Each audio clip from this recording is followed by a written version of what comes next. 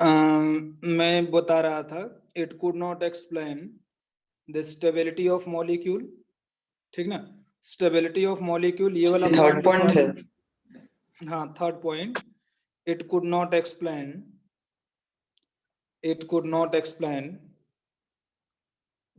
the stability of molecule. It could not explain stability of molecule.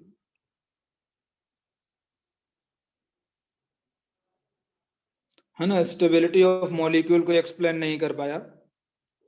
Next point लिख लीजिएगा, it could not explain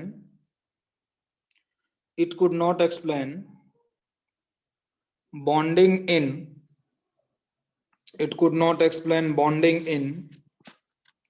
electron deficient molecule,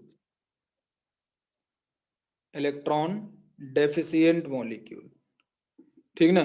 ये जो है electron deficient molecule में bonding को explain नहीं कर पाया, ठीक ना, ये चीज है। अब लिख लीजिएगा heading, main points in molecular orbital theory. Main points in molecular orbital theory. Molecular orbital theory के कुछ मेन पॉइंट्स हम लोग डिस्कस करेंगे।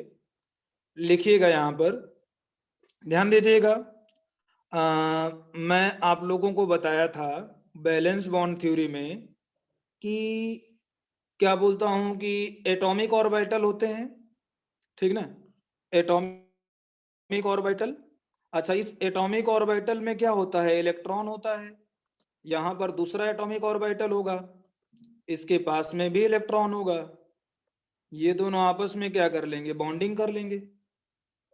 इनके बीच में क्या हो जाएगा, ये आपस में ओवरलैप कर लिए, ओवरलैप करके ये बॉन्ड बना लिए। ये according to valence bond theory था। लेकिन मॉलिक्यूलर ऑर्बिटल थ्योरी यहां पर ये बोलेगी कि एटॉमिक ऑर्बिटल से पहले क्या बनता है, मतलब एटॉमिक ऑर्बिटल पहले मिक्स करते हैं और मिक्स करके मॉलिक्यूलर ऑर्बिटल फॉर्म करते हैं, ठीक ना। और मॉलिक्यूलर ऑर्बिटल मतलब यहाँ पर बॉन्ड वगैरह वाला कॉन्सेप्ट ये है ना कि मॉलिक्यूलर ऑर्बिटल है और मॉलिक्यूलर ऑर्बिटल ही एक तरह से बॉन्ड है,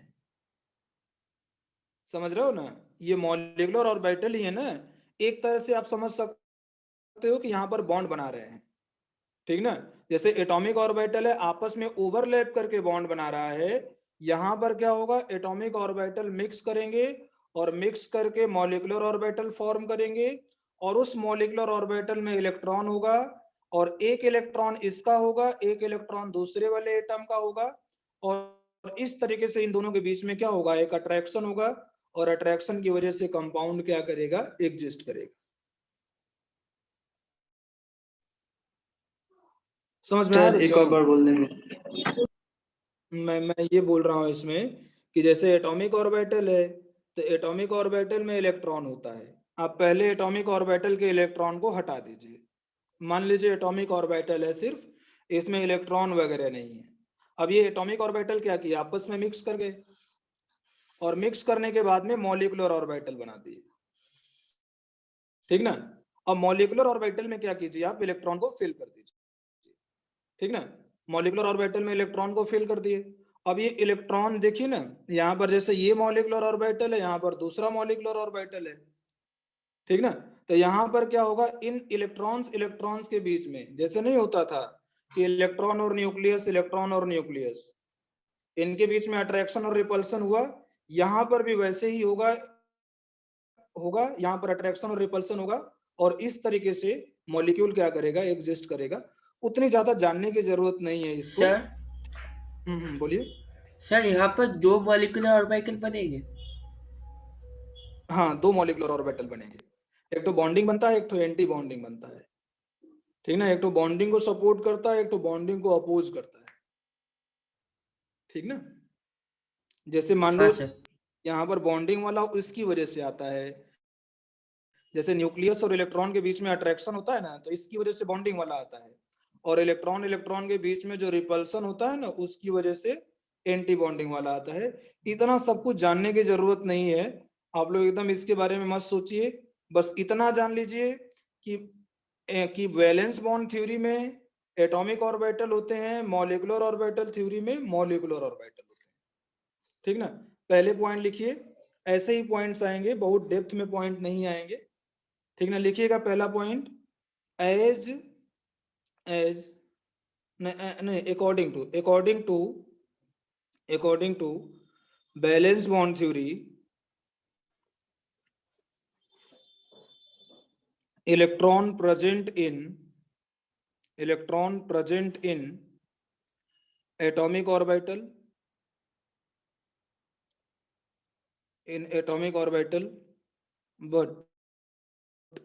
but according to molecular orbital theory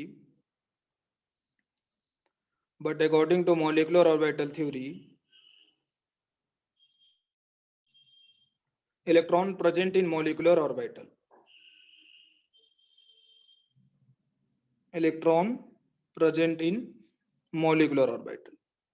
ठीक ना। दूसरा पॉइंट बच्चों लिखिएगा, देखिए एस पी डी एफ, ये क्या चीज है, एटॉमिक ऑर्बिटल है, दीज आर एटॉमिक ऑर्बिटल, आप लोग पूरा लिखिएगा, आप लोग भूल सकते हो। लेकिन अगर हम लोग बात करते हैं सिग्मा पाई डेल्टा, ये क्या होते हैं, मॉलिक्यूलर ऑर्बिटल होते हैं। दूसरा पॉइंट में यही चीज लिख लीजिए, एसपीडीएफ ये एटॉमिक ऑर्बिटल और सिग्मा पाई डेल्टा ये मॉलिक्यूलर ऑर्बिटल है, ठीक ना। थर्ड पॉइंट लिखिएगा बच्चों, अभिषेक नंदी ने एक सवाल पूछा था कि क्या दो मॉलिक्यूलर ऑर्बिटल फॉर्म होंगे, हमने बताया था हाँ। तो यहां पर एक पॉइंट लिख लीजिएगा कि number of molecular orbital is equal to number of molecular orbital is equal to number of atomic orbital combined,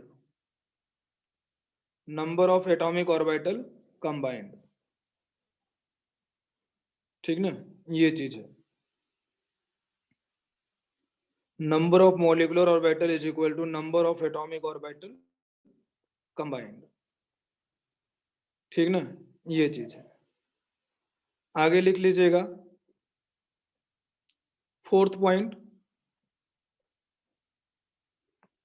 ठीक ना, molecular orbital are formed by,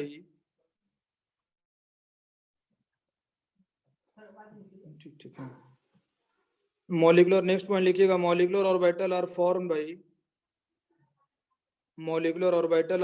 by LCAO, ठीक ना,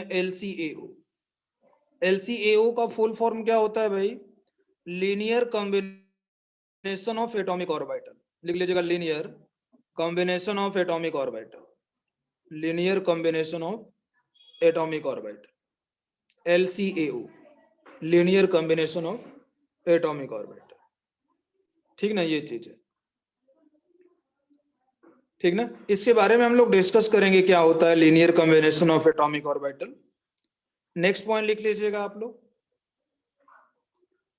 5 नंबर पॉइंट लिखिए, लिख लीजिएगा, when two atomic orbital combined,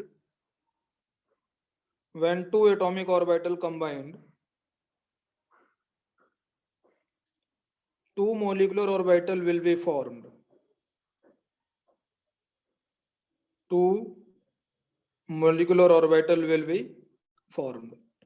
ठीक ना। ध्यान से देखिएगा बच्चों, जैसे टू एटॉमिक ऑर्बिटल कंबाइंड हुए, टू मॉलिक्यूलर ऑर्बिटल बनेंगे, और टू मॉलिक्यूलर ऑर्बिटल क्या बनेंगे, बॉन्डिंग मॉलिक्यूलर ऑर्बिटल, और दूसरा होगा ABMO, anti bonding molecular orbital, ठीक ना। इसका पूरा नाम लिख लीजिएगा, बॉन्डिंग मॉलिक्यूलर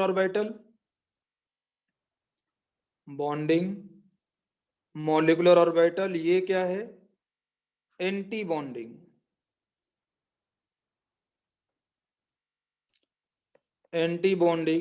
मॉलिक्यूलर ऑर्बिटल, ठीक ना, ये चीज है, लिख लीजिएगा बच्चों इस चीज को, बॉन्डिंग मॉलिक्यूलर ऑर्बिटल और ये एंटी बॉन्डिंग मॉलिक्यूलर ऑर्बिटल, ठीक ना, दो एटॉमिक ऑर्बिटल यहाँ पर फॉर्म होते हैं, बॉन्डिंग एंड एंटी बॉन्डिंग, ठीक ना। अब मैं आगे इस चीज को बताऊंगा कि बॉन्डिंग मॉलिक्यूलर ऑर्बिटल की वजह से ना कंपाउंड की स्टेबिलिटी बढ़ती है और एंटी बॉन्डिंग की वजह से कंपाउंड की स्टेबिलिटी घटती है। इस चीज को हम समझाएंगे, ठीक ना। अच्छा, एक पॉइंट इसके आगे जरूर लिख लीजिएगा आप लोग, डैश देकर लिख लीजिएगा, less energy more stability, less energy more stability, less energy more stability.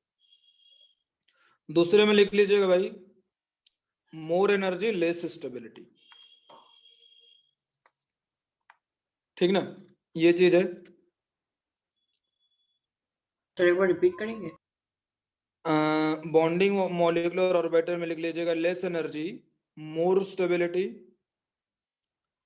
Bonding वाले के डैश दे करके लिख लीजिएगा लेस एनर्जी मोर स्टेबिलिटी, और एंटी बॉन्डिंग में लिख लीजिएगा मोर एनर्जी लेस स्टेबिलिटी,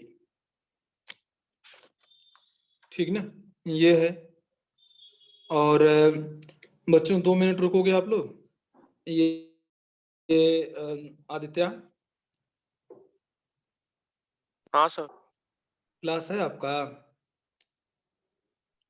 नहीं सर, वो टाइम चेंज हो गया है सर, आप कंटिन्यू कर अच्छा सकते अच्छा अच्छा, बस बस 2 मिनट, 1 मिनट रुकिए, मैं आ रहा हूँ, बस 1 मिनट रुकिए।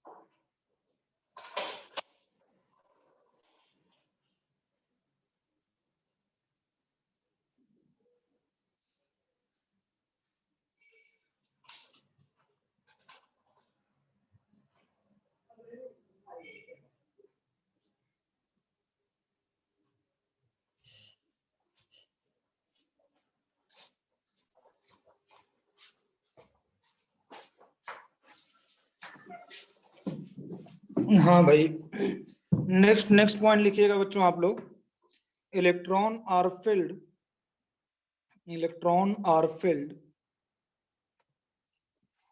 Electron are filled in molecular orbital. Next point है, electron are filled in molecular orbital, in molecular orbital according to Aufbau, comma Pauli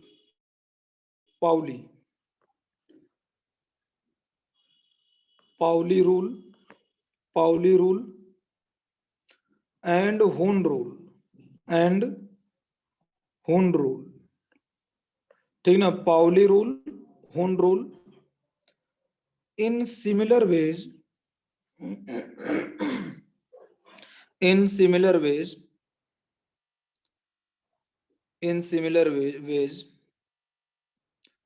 electron are filled in molecular orbital। Sir in similar ways की बात क्या है? हाँ, in similar ways electron are filled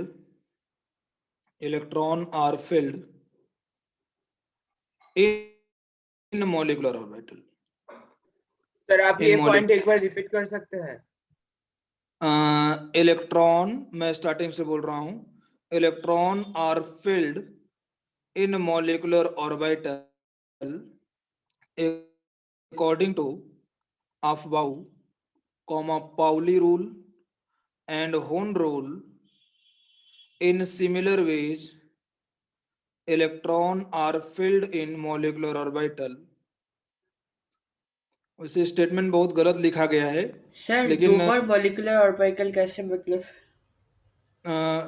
क्या चीज यहाँ पर मतलब एक कोई एक तो एटॉमिक ऑर्बिटल होगा ना, मतलब electrons are filled in molecular orbital according to aufbau, Pauli rule and Hund's rule. In similar ways electron are filled in molecular orbital.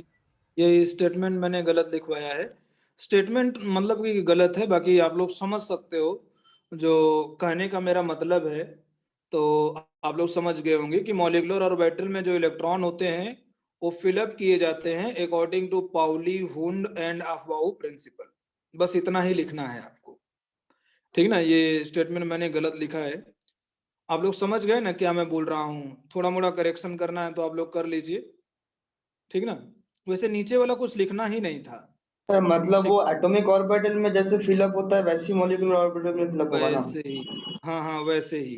जैसे यहाँ पर क्या होता है, वाउ प्रिंसिपल में क्या होता है कि हम लोग बोले थे ना कि पहले लो एनर्जी वाले में फिलअप करेंगे, उसके बाद में हाई एनर्जी वाले में फिलअप करेंगे. तो यहाँ पर भी जो लो एनर्जी वाला मॉलिक्यूलर ऑर्बिटल होगा उसमें पहले फिलअप किया जाएगा, फिर हाई एनर्जी वाले में.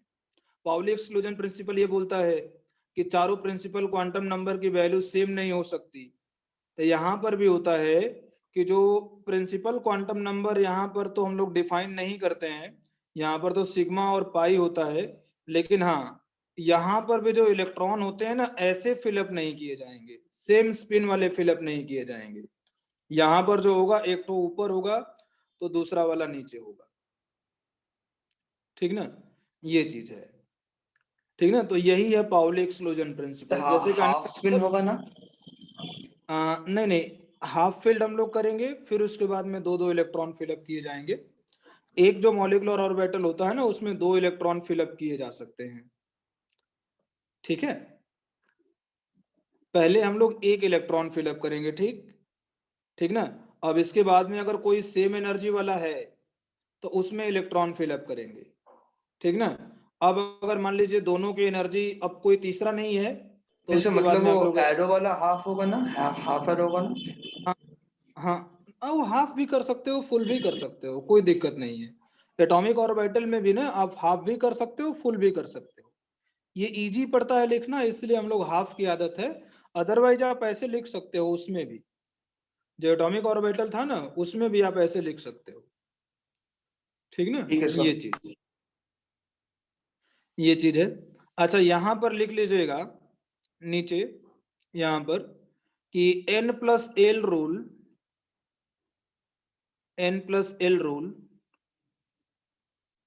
cannot be applied here,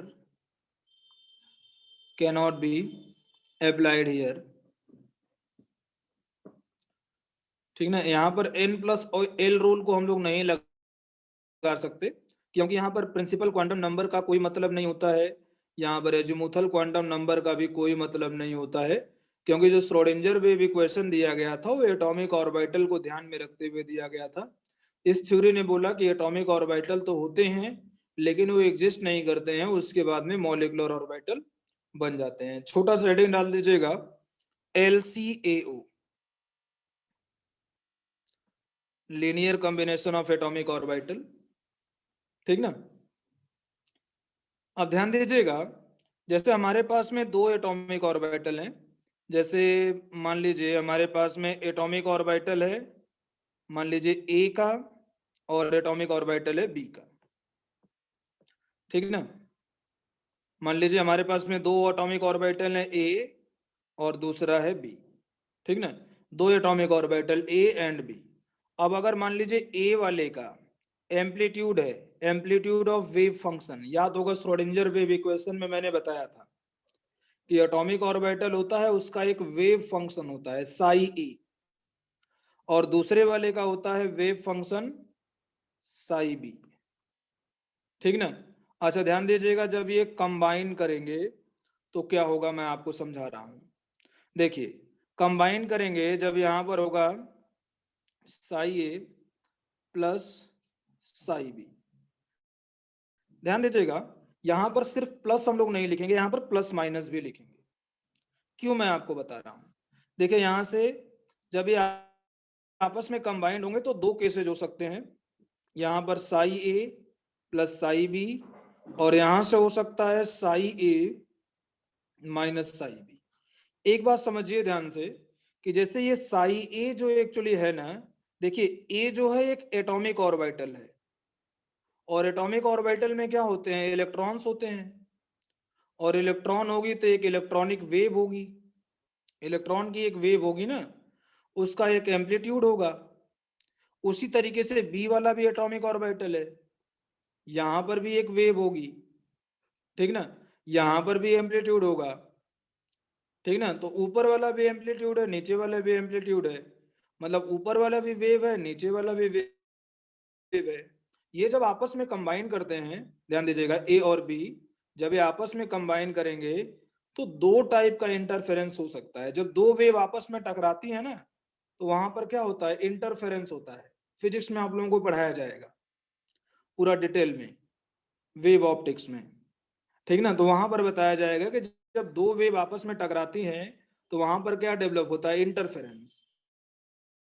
तो यहां पर भी दो एटॉमिक ऑर्बिटल हैं, और दो एटॉमिक ऑर्बिटल की दो वेव होंगी, और वो आपस में कंबाइन करेंगी, और आपस में कंबाइन करेंगी तो अगर मान लीजिए वो सेम फेज में है तो यहाँ पर आपस में ये दोनों के वेव का एम्पलीट्यूड ऐड हो जाएगा, और अगर मान लीजिए अपोजिट फेज में है तो ये क्या हो जाएगा, नेगेटिव हो जाएगा, ये माइनस हो जाएगा, ठीक ना। तो यहाँ से क्या हो गया, Sai A plus psi B हो सकता है, यहाँ पर Sai A minus psi B. इस चीज को आप ऐसे समझ सकते हो,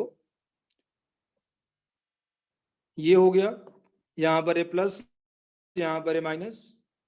अच्छा दूसरा वाला ये ऐसे। अब देखिए ये दोनों क्या है, सेम फेज में है।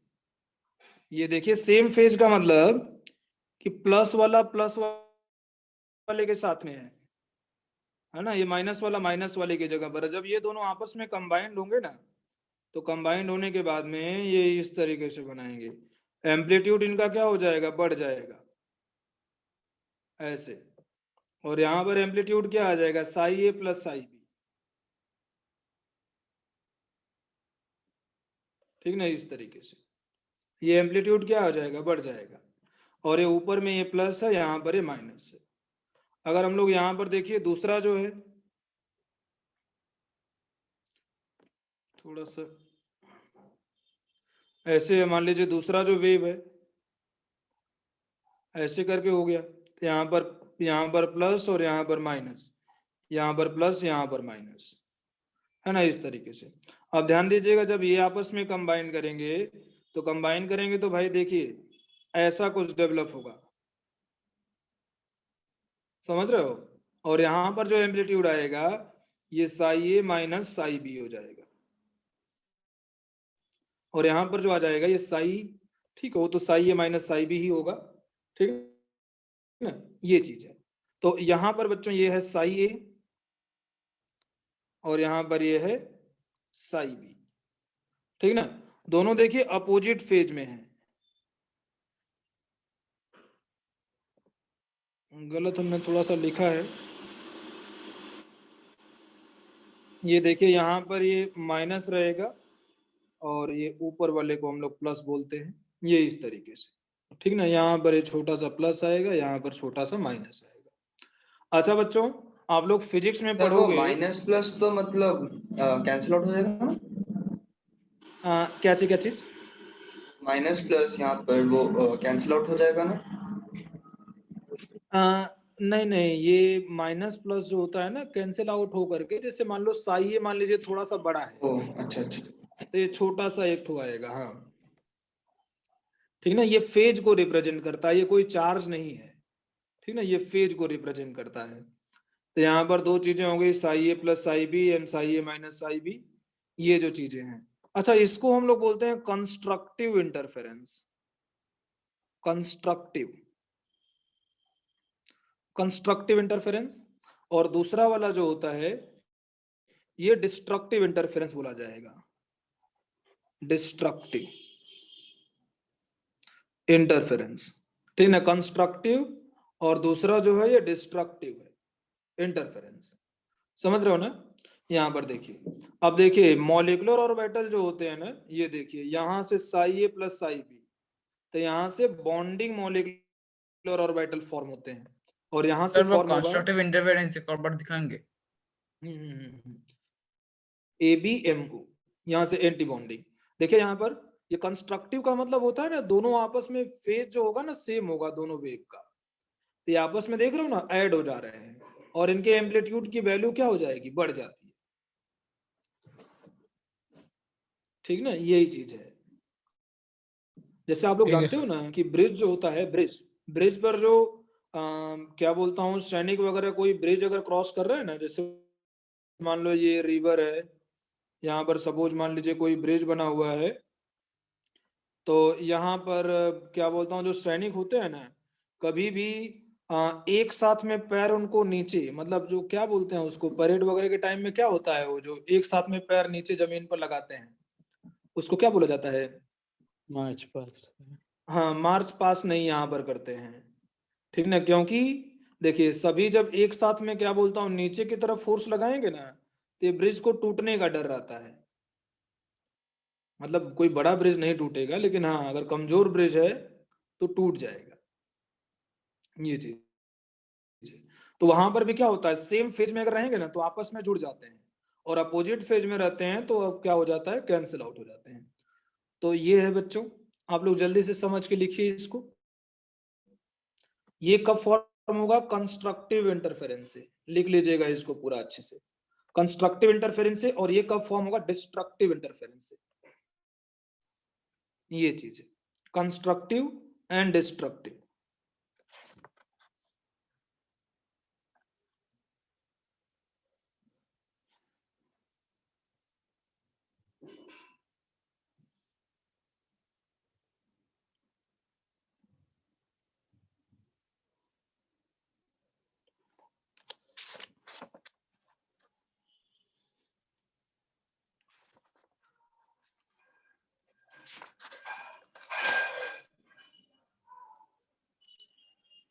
कंस्ट्रक्टिव एंड डिस्ट्रक्टिव, ये बच्चों पेज लिख लिए होंगे आप लोग।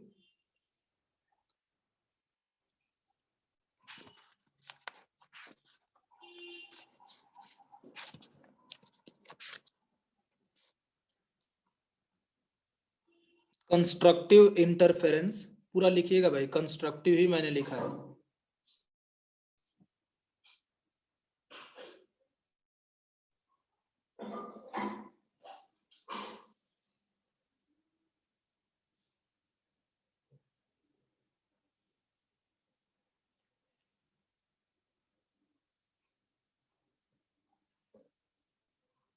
हाँ सर, ये वाला लिख लीजिए।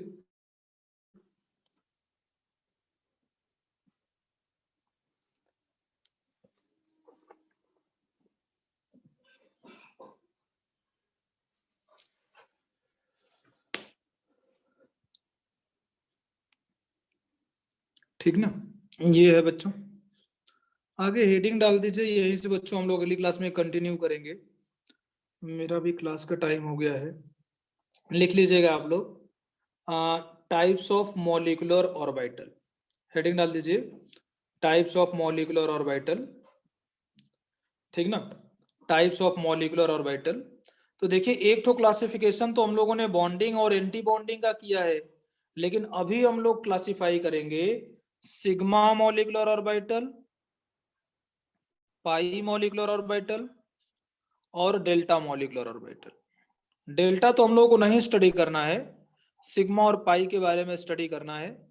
ठीक ना, तो ये तीन मॉलिक्यूलर ऑर्बिटल होते हैं, सिग्मा पाई के बारे में हम लोग डिस्कस करेंगे। हेडिंग डाल लीजिएगा आप लोग, सिग्मा मॉलिक्यूलर ऑर्बिटल, दूसरा डाल लीजिएगा पाई मॉलिक्यूलर ऑर्बिटल, और तीसरा लिख लीजिएगा delta molecular orbital.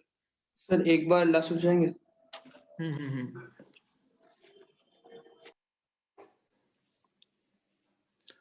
Destructive interference,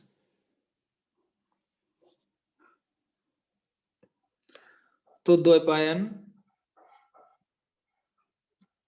Dvaipayan हाँ सर। डीपी डीपी कौन से लगाए हो भाई आप? डीपी में क्रिएटिविटी जरूरत।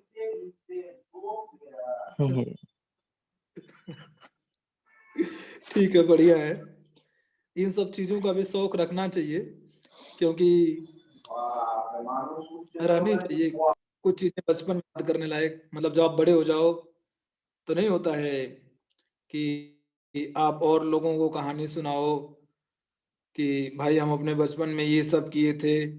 जैसे नहीं होता है कि कभी कभी बड़े लोग कहते हैं ना कि अरे ये सब हम लोग करके छोड़ दिए हैं, जो तुम कर रहे हो करके हम छोड़ दिए हैं। तो आप लोग भी कह पाओ कि नहीं भाई ये जो कर रहे हो ना हम करके छोड़ चुके हैं।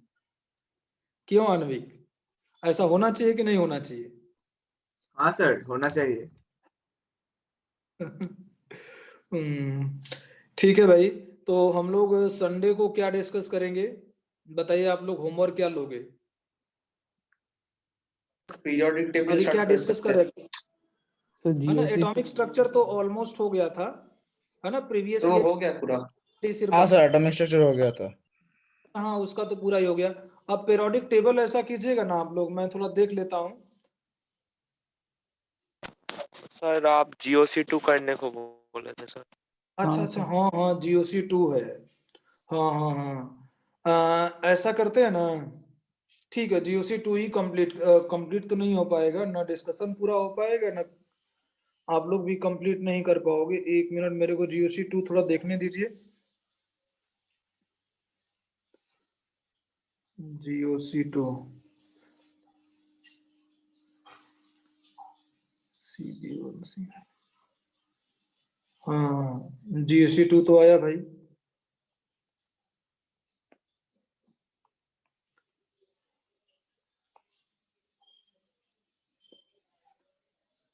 आप लोगों की हम बहुत तारीफ करते हैं। हम कहते हैं इन बच्चों को चाहे जितना होमवर्क दिया जाए कभी ना नहीं करते हैं। हम बहुत तारीफ करते हैं आप लोगों की। तो बच्चों एक्सरसाइज 1 और एक्सरसाइज 2 थोड़ा सा टाइम लगेगा भाई, काफी बड़ी बड़ी एक्सरसाइज है, बहुत ज्यादा है। एक्सरसाइज 1 और प्रीवियस ईयर कर लीजिएगा, ठीक है। आईआईटी मतलब सॉरी, एक्सरसाइज 1 और एक्सरसाइज 3। एक्सरसाइज 2 में काफी टाइम लगेगा, एक्सरसाइज 1 और एक्सरसाइज 3, ठीक है बच्चों, मैं ग्रुप में लिख दे रहा हूं, है ना। आप लोग कंप्लीट कर लीजिएगा, इसको डिस्कस करेंगे। ठीक है सर। ठीक है सर। ठीक है सर। ओके ओके बच्चों, मीटिंग इन करते हैं, ठीक ना। और भाई अब थोड़ा सा और आप लोग मेहनत करके पढ़िए। देखिए एग्जाम जो है ना ये वाला, थोड़ा सा सिलेबस ना होने की वजह से थोड़ा मोड़ा प्रॉब्लम आया होगा आप लोगों का। देखिए प्रिपरेशन आप बहुत ढंग से करोगे ना, तभी जाकर के जब जेईई एडवांस का एग्जाम दोगे ना, तो मतलब कि और लोगों से अच्छा कर पाओगे, ठीक ना। तो आपको बहुत मेहनत करना है। वो जो टू डू लिस्ट वाला बताया था मैंने, वो सारी चीजें आप लोग फॉलो कीजिए, बना के रखिए, ठीक ना। आप लोग दिन भर में बहुत सारा मेहनत करने की कोशिश करते होंगे, बहुत सारी चीजें कंप्लीट करने की कोशिश करते होंगे, बट आपको चीजें समझ में नहीं आती होंगी, क्या कंप्लीट किए क्या नहीं किए। इसीलिए पूरा दिन को शेड्यूलिंग कीजिए और अच्छे से पढ़ाई कीजिए बच्चों, ठीक ना। अदरवाइज देखिए मेन एग्जाम जो होता है आप लोगों का, ये जो बहुत प्रेशियस टाइम है, विश्वास कीजिए आप। मेरे को आप सोचो कि मैं कभी IITian बन पाऊं तो इट्स नॉट पॉसिबल। कभी मैं किसी IITian को देखता हूं तो समझ रहे हो ना, मेरे मन में भी लगता है कि हम तो इस एग्जाम में फेल कर गए थे। समझ रहे हो ना बात? तो ये चीज आपके साथ में नहीं होना चाहिए, ठीक है। और आप लोग तो क्या बोलता हूँ कि उस शहर में रह रहे हो, मैं तो गांव में था, तो और लोगों को बता दिया कि अरे NIT IIT से भी बड़ा होता है। समझ रहे हो ना? तो आप लोग ये नहीं कर पाओगे, ठीक है। तो मैं ऐसा हालांकि बोला नहीं था, मैं जस्ट एक मजाक में कर रहा हूँ, ऐसा मैंने नहीं बोला था। लेकिन हाँ मतलब कि बहुत ज्यादा लोग समझ नहीं पाएंगे, ठीक है। तो प्लीज आप लोग बच्चों मेहनत कीजिए, अदरवाइज फिर ना कि एक नॉर्मल नहीं होता है, एक नॉर्मल सारी चीजें हो जाएंगी। तो प्लीज आप लोग मेहनत कीजिए, ठीक ना। और ठीक है, अगले वीक में हम लोग उसको डिस्कस करेंगे। GOC2 और केमिकल बॉन्डिंग हम लोग कंप्लीट करेंगे, थोड़ा सा लंबा क्लास चलाएंगे अगली क्लास में, ठीक ना। ओके बच्चों, मीटिंग इन करते हैं, आप लोग पढ़ाई अच्छे से कीजिए, ठीक ना। Thank you, sir. Thank you, sir. Thank you, sir. Thank you, sir. Welcome.